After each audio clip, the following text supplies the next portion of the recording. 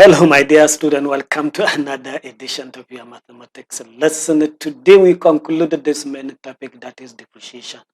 And what we learned last is applications of this depreciation, and the area that we are going to consider in this lesson is maximum and the minimum values of a function. So let's begin. After completing the very lesson today, my dear student, will be able to determine either the maximum or the minimum point of a given function.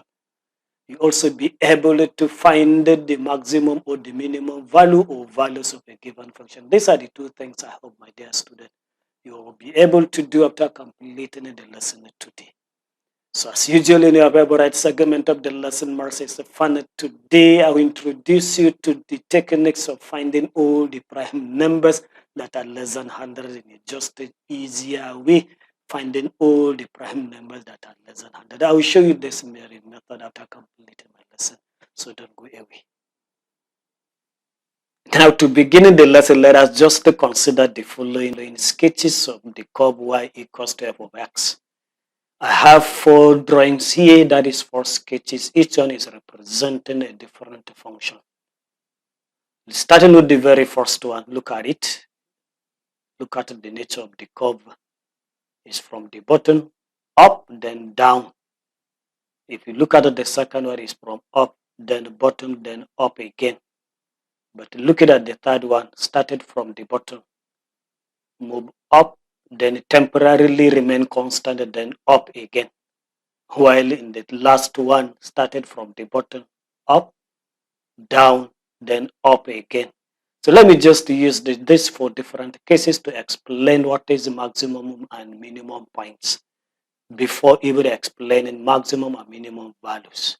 So starting from the very first one, this one has a maximum value of y because there is a particular single point on the curve that the value of y there is maximum compared to all other values of y on the curve. And this is the very point. So this one has a maximum value of y. But if we move to the second figure, this point P is the one that has a very minimum value of y there compared to all other points on the curve. So this one will now be having minimum value of y. But looking at this, there are other points on the curve that the value of y is smaller than this, and there are other points still on the curve that the value of y is more than this. So this one, you cannot say it is the maximum or minimum. So in this case, this very curve has no maximum and it has also no minimum value of y. But looking at this, there is a particular point on the curve that the value of y is maximum. And there is a particular point on the curve that the value of y is minimum. So this has both the maximum and minimum values. This is the nature of the curves that gives you maximum and minimum values. And looking at this is from the sketch of the curve that we determine maximum or minimum values. But what we are going to see next, we will not have the sketch. We will now have to have another means of finding whether that very curve has maximum or minimum or has both. So if I continue still on this very drawing, in each of these curves that you can see here, the derivative of the function y with respect to x would now be equals to 0 at that very point where x equals to c. And when that happens at that very point, that is the turning point after substituting x by c, and it so happens the derivative is 0. At that very point, the very point P will now correspond to the maximum or the minimum point of the curve. Like I have said, this is the maximum, this is the minimum, this is neither maximum nor minimum, while here is the maximum and here is the minimum. And the maximum or minimum value of y will now correspond to the letter V. The letter V in each case you can see is the y coordinate at that very point. So if we are to determine whether the curve has maximum or minimum values without sketching the curve or without having the sketch of that very curve, what we need to do. So let's say the general function, suppose you have y equals to f of x and this is a function. If this is a general function and later x equals to c be a solution of this dy by dx, that is derivative of the function at x equals to c is equals to 0. If that is the case, then if we are to find the square y by dx square of that very original function, and substituting x equals to c at this second derivative, and it so happens the result is less than 0, what will now happen, what you now predict, that very point will now correspond to the maximum point of the curve, and the value of f of c, that is substituting c, the value there in the original function, whatever you have finally will now be the maximum value of that very y. But if we are to find the square y by the x square, that is the second derivative, and substituting x by this c, remember c is that very point where we have the square y by the x square equals to 0. So after replacing x by c in the second derivative, and the value happens to be greater than 0, then at that very point x equals to c would now correspond to the minimum point, and that minimum value of y will now correspond to the value after replacing x by that number c in the original function y. But we may have a curve that neither have a maximum or minimum. So that is the case number 3. So if after substituting x by this c in the second derivative, and it so happened that the result is 0, then what happened to that very point? That very point is a point that is neither minimum or maximum. This is what we use as a criteria of determining whether the curve has maximum or minimum, and also find the maximum value or the minimum value of the curve. Let's take examples. Example number 1 says here, find where the curve y equals to x to cubed minus 12x plus 1. So you have to find where this very curve is maximum and where it is minimum. So solution to this very problem. What we do first is to find the dy by dx of this very function. So let me do that first. Dy by dx of this very function will now give me 3x squared minus 12. This is the derivative of this very function. Value. So what I'm going to do next is to solve this very equation and find the solution. So solving this very equation, 3x squared minus 12 equals to 0. What I'm going to do, I have to take this 12 to the right hand side. That gives me 3x squared equals to 12. Divide both sides by the coefficient of x squared. That gives me x squared equals to 4. And to get x, we'll now take square root of both sides. That gives you x equals to either 2, that is positive 2, or negative 2. These are the two solutions of this very equation, which means this curve is likely to have either maximum or minimum at these different points. So what I'm going to do, I'm now going to test what happened to the second derivative at these very 2 points. So let me find the second derivative. That is the square y by dx square. This will now derivative of this very function, 3x squared minus 12x. This is the first derivative, so I'm getting the second derivative now. That will give me 6x. This is the second derivative. So I'm going to substitute each of this value here in the second derivative to see whether the value will be greater than 0 or less than 0 or equals to 0. So there I continue. So when x equals to 2, that is, I'm trying to substitute this value of x equals to 2 in the square y by dx square. And this gives me 6 times 2, which will now be 12. And 12, you agree with me, is greater than 0. And if it is greater than 0, which means this point will now correspond to, that is at x equals to 2, y will now be minimum because the square y by dx square is greater than 0. So at x equals to 2, the curve is having minimum value. So I continue. So what I'm going to do, I'm going to test the second point, that is at x equals to minus 2.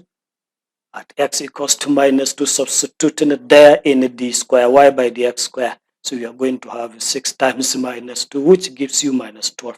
And minus 12, you agree with me, is less than 0. If the square y by the x square at x equals to 2, that very point, it results having value less than 0. So that at that very point, the curve or the function y is now having maximum value. So this x equals to minus 2 is the point when the curve is having maximum, and x equals to 2 is the point when the curve is having minimum. So with this, I have answered this very question. Let me just quickly move and take another second example.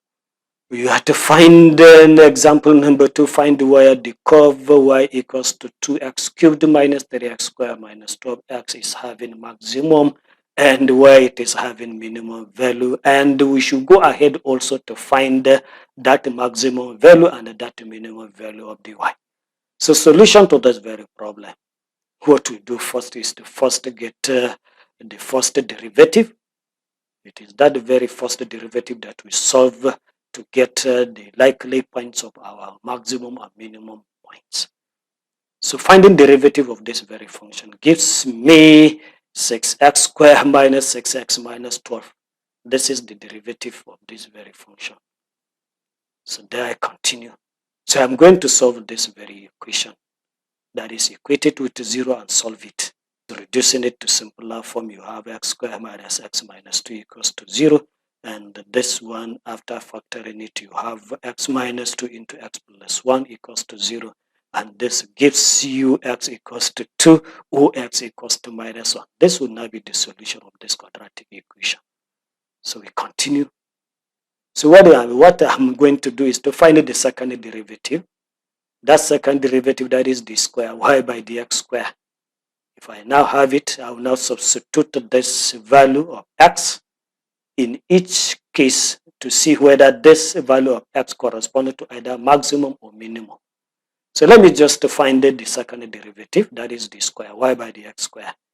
The square y by the x square of this very function, that is the first derivative, would now be 12x minus 6. There, I'm going to substitute x equals to 2 in this second derivative. If the value, I will now compare it with either greater than 0 or less than 0 or equals to 0. That will make me to know whether the point corresponded to maximum or minimum. So let me just substitute, that is at x equals to 2. The value of the second derivative, that is 12x minus 6. If you replace x by 2, you have 12 times 2, which gives you 12 times 2, then minus 6. 12 times 2 will give you 24, and 24 remove 6 from it will give you 18. And 18 you can see is greater than 0, which means at x equals to 2, at that very point, is the point of minimum. That is, the curve y is minimum at that very point. So what I'm going to do next is to find that minimum value of y, because the question says hence we have to find the maximum and define the minimum. And that minimum, remember, is the value of x equals to 2 substituted in the original function y equals to 2x cubed minus 3x squared minus 12x. So there, where you substitute x by 2, you now have 2 times 2 raised to the power of 3 minus 3 times 2 raised to the power of 2, then minus 12 times 2. This is now removing x from the original function by 2. So simplifying this correctly, if you did correctly, what you're going to have is minus 20. This is now the minimum value of y. So what I'm going to do, I will just move to test the second point, that is x equals to minus 1, and find out whether still is minimum or maximum point. So let me go ahead. So putting x equals to minus 1 in the second derivative. This is the second derivative, 12x minus 6. That gives you 12 times minus 1, then minus 6. 12 multiplied by minus 1 gives you minus 12. And minus 12 minus 6 will give you minus 18. and minus 18, of course, is less than 0. So in that case, the value of x that produces second derivative to be less than 0, that value of x will now correspond to a particular point that the curve is now having maximum. So there we now set y is maximum at x equals to minus 1. And we should now go ahead and find the maximum value. And to do that, I will now replace the x by minus 1 in the original function y equals to 2x cubed minus 3x squared minus 12x. So let me do that. So you now have the maximum value of y to be equals to 2 multiplied by minus 1 raised to 3 minus 3 times minus 1 raised to 2, then minus 12 multiplied by minus 1. If you evaluate these powers and multiply, then let us subtract. If you did correctly, you now have the maximum value to be equals to 8. This is what we now do to find the maximum value of the curve or the minimum value of the. So thank you for your attention. Let me just move to the last segment, it's fun, and give you how you can now find easily all the prime numbers less than 100. So what do you now do to find the list of all the prime numbers that are less than 100 in a much easier way? What you do first is to write all the numbers from 0 to 99, because we are now seeing less than 100.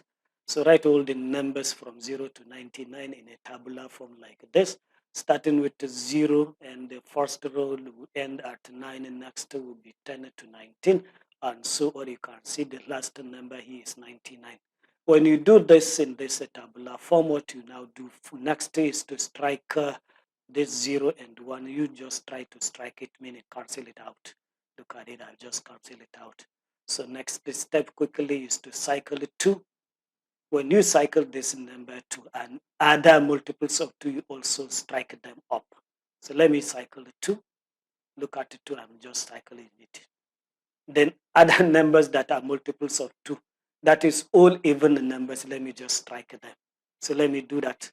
This is 4 strike 6 strike 8, like that. Any even number, just go and strike it. So step number 3, what you do next to cycle 3, and all other multiples of 3 also strike them off. So let me cycle my 3, look at 3. Then any number that can be divided by 3, let me also strike it. So I strike 21, 9, 15, 27, and the rest. Look at the striking of multiples of 3. You can see it is using a red line. So move to step number 4. Step number 4 says cycle 5 and strike all multiples of 5. So I will now cycle the number 5 and any other number that can be divided by 5. Let me strike it. Let me do that. So I have 25 striked. Already I have struck some like 10 and the rest. So you now strike all other numbers that are multiples of 5 that were not struck before. So next is now to cycle the number 7 and now strike all multiples of 7. So this is my number 7. Let me cycle it. Then any other number that can be divided by 7, I'll also strike it, like 14, which is struck already. So I'll now look for other numbers that were not struck before. I'll cycle them that are multiples of 7. So I have 49. I have 77 and the rest. So when you do that, what you now do, the remaining numbers that were not struck, just cycle them. So let me cycle the remaining numbers that don't have struck on them. So these are the remaining numbers. I cycled them. And these remaining numbers that are cycled, plus 2, 3, 5, and 7, this comprises only your prime numbers. So this is a list of prime numbers in a short and easier way of getting it. So let me just, it says the cycled numbers are prime less than 100. So all those numbers that you can see with the cycle are nothing but prime numbers. Thank you for your attention. We see more of these amazing things in mathematics in our next lesson.